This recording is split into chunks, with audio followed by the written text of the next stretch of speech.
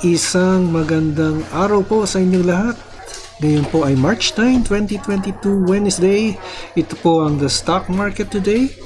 Kung first time niyo po sa channel na ito, ako po si Benji Chidoro, isang retired bank officer na nagsimula mag-invest sa Philippine stock market noong 2007. At ginagawa ko po ito araw-araw. Sinimulan ko po noong August noong 2020.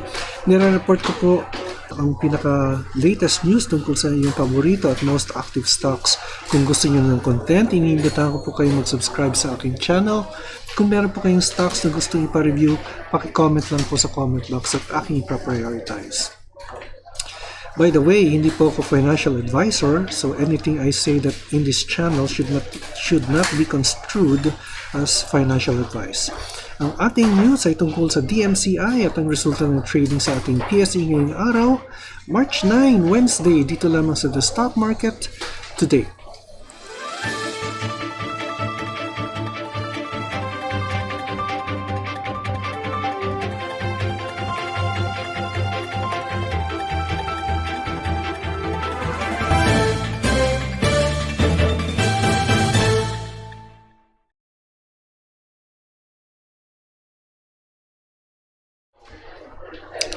Okay, so first yung headlines po natin. Ito yung main news, DMCI Holdings profit soars on unit strong growth. Petron swings to 6 billion profit amid easier mobility. Manila Water Unit acquires Davao Water Company. Sa top stories naman, tumaas na po ang singil ng oil, yung ating fuel. Philippines move to cushion oil shock impact. And then dollar reserves rise to 107.98 billion as of end of February. Pero meron pong threat of inflation dahil nga po sa oil prices, At pressure to raise jeep fares grows. So let's now go to our top story. Itong news on DMCI. Index stock po ito, DMCI Holdings profit source on unit strong growth. DMCI Holdings Inc. on Tuesday reported a core net income of 5.01 billion in the fourth quarter, up 145% year-on-year, bringing its full-year core earnings to 17.4 billion, or higher by 164% from a year earlier. Earnings growth last year was due to surging commodity prices, recovering electricity rates, and boosted productivity, the Diversified Engineering Conglomerate Stock Exchange disclosure said.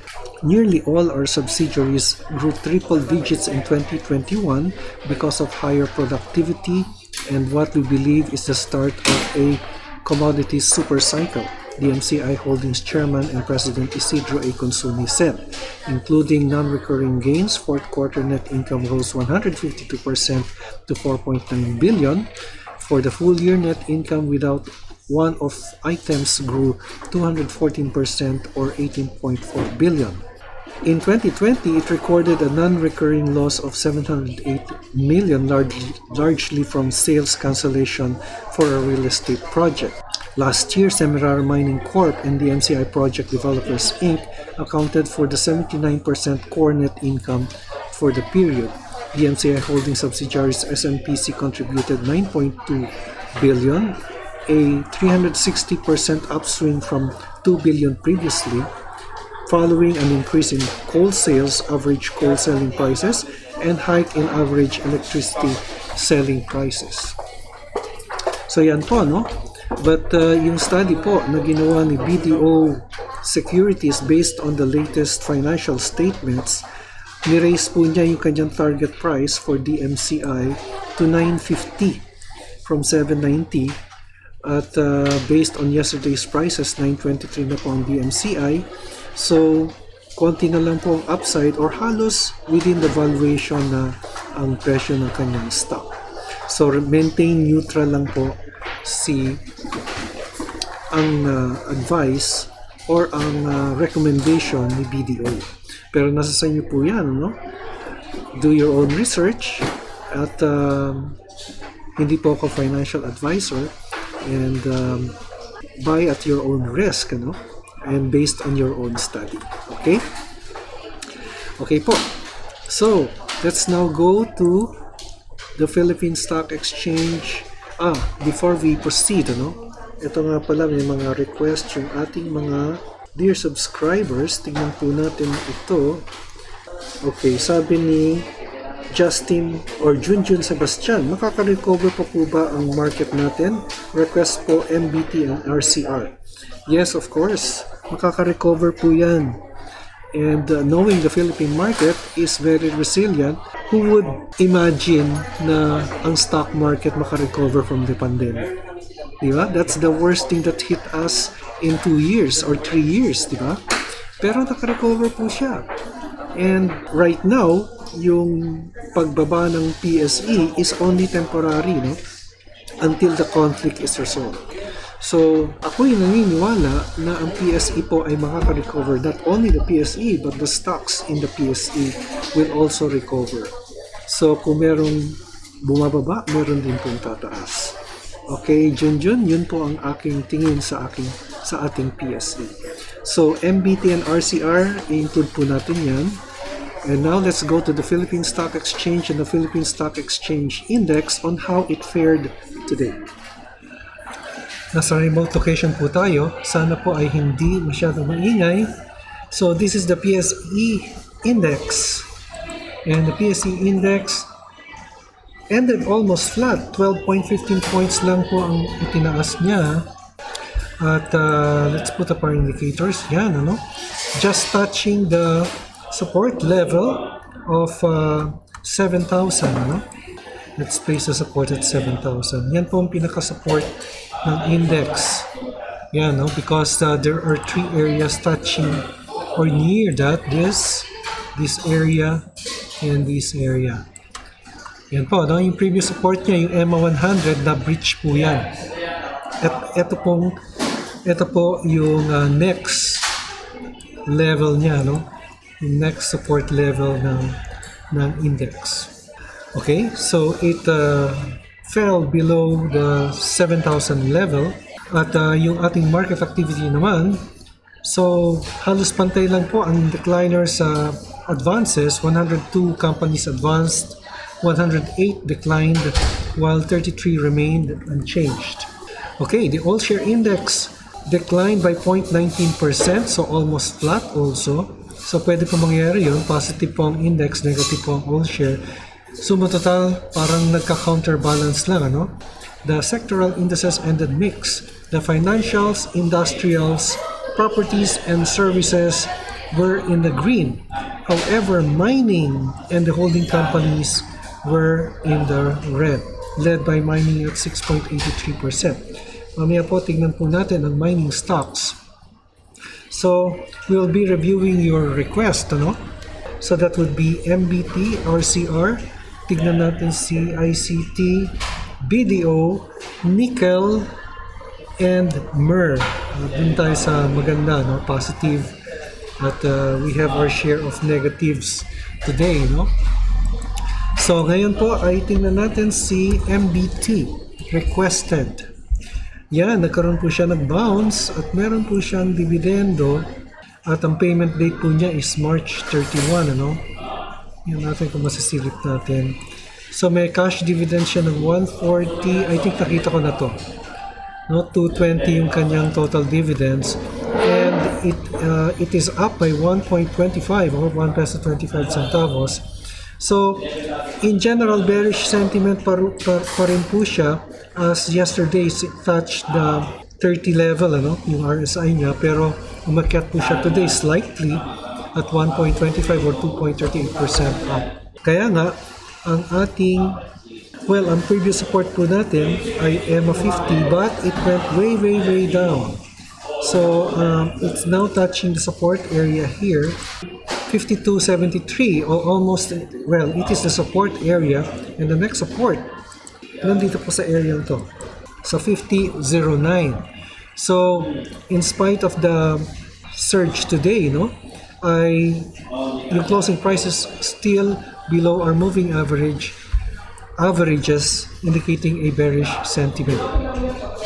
Yan po si MBT, but this is a very resilient stock, and MBT I know would bounce back. Sa RCR naman, RL Commercial REIT. Yan. So nagkaroon po siya ng bounce in volume, pero hindi po to breakout dahil it's not enough, ano? Yung increase niya is not enough. Pero bearish pa rin po ang sentiment nito. Yung pinaka support po niya ay mapaplot po natin dito sa level na ito. Actually, support area na po ito, yung 7.22. The next support area would be here at 7 pesos. Yan po. But it had a bounce today. It looks promising at 350 with volume. Okay, next we have ICT. ICT patuloy na. Yan, nagkaroon siya ng bounce from a red candlestick yesterday. Our blue indicator, the EMA50, is acting as our support. Again, a parallel channel we will draw. Yan po. And we just trace on the blue channel, which the lower channel, which is our 50-day EMA. So, ang pinakamalapit po na resistance ay nandito sa 230. While the support is very near the EMA 50. It's between 207 and 209. Yan po ang pinaka-support ni ICT. And yung ating black indicator, which is our long-term, still moving upwards. Meron po siyang cash dividends, no? Si ICT of 44 centavos and 5.56, almost 6 pesos, payable on March 28. Then po. And then BDO, okay, BDO had a bounce. So, yung kanyang previous support level, na breach po niya, ito po yung EMA 100, and yung ating mga indicators are now over the candlestick. But the bounce looked promising, although walang gaanong volume. Ang pinaka-support po niya, previous support, I see it here. Actually, yung support po niya was EMA 100, which na-breach niya, no? And I see another support level at 125, pareho ring na-breach. And the next lower support would be here at 120. Yeah, 120 to 190 po ang next support level. But our indicators would indicate a bearish sentiment with RSI bearish at 37. Next is NIKL. NIKL all-time high yesterday, and naku, what happened here? Red engulfing candlestick. Sabi ko na nga ba, ito ay meron siyang gap up yesterday na ngayon ay napunuan or na-fill up. Yan po, si NIKL.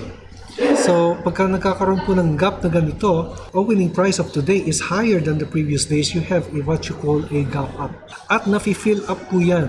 Hindi lang po natin alam kung kailan, but today it was filled up by this red engulfing candlestick. Ngayon po, paano po natin malalaman ang ating resistance or support? Ang support po niya, nearest nasa 620. The next higher support ay nandito po. Ay, sorry po. I'm looking, tama. 1 month po ito eh. Pero ayoko po ng 1 month. Ulitin natin. Sa 1 week natin lagay. Yan. Okay. So, nasa 620 po ang support level niya. Next support level. But the resistance, ito po yung previous resistance niya based on the 1 week chart. Dito po sa 784. Ang previous resistance po niya. But it has to reach that area yet, ano? Balik natin sa 1 day.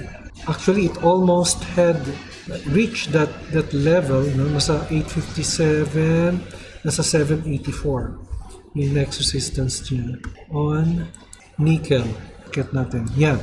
Nasa 8 pesos po ang next resistance level ni NIKL dahil yung pinaka-peak po niya na resistance ay nagkaroon po siya ng rejection dyan po sa area yan. So, balik po natin sa 1 day. Yan po.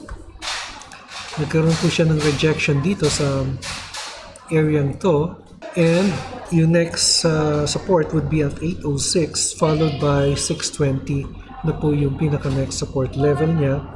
At nagkaroon po siya ng red candlestick. Ano siguro nag-pull back yung mga nickel prices kaya nagkaganito ito. So sumusunod lang po yan sa nickel prices abroad, ano? And then finally we have MER. Ayan, si MER. Breakout ba ito? I don't think it's a breakout, although there is volume and a green candlestick here, gained 3.33 points or 12 pesos.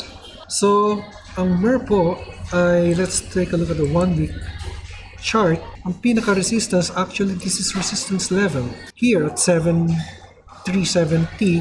The next one would be at 388 to 390. Okay, based on the 1 week chart. However, the support level, tingnan ulit natin ang 1 week chart for the support. Nakikita ko po siya dito. Meron na akong nakikitang support level here. Resistance na naging support at 307. Medyo malayo-layo na po. Okay, here at 326. Ang pinaka-nearest support po niya. Yan po si MER, and it continues to move up dahil maganda po ang profits or yung financial statement po ni MER, no? Okay. So, yan po ang ating report sa stock market. March 9, 2022. Ito po si Benji Chidoro, nagpapaalala ang investment in knowledge pays the best interest. Maraming salamat sa inyong pagtangkilik at hanggang sa muli. Stay safe, God bless, and bye for now.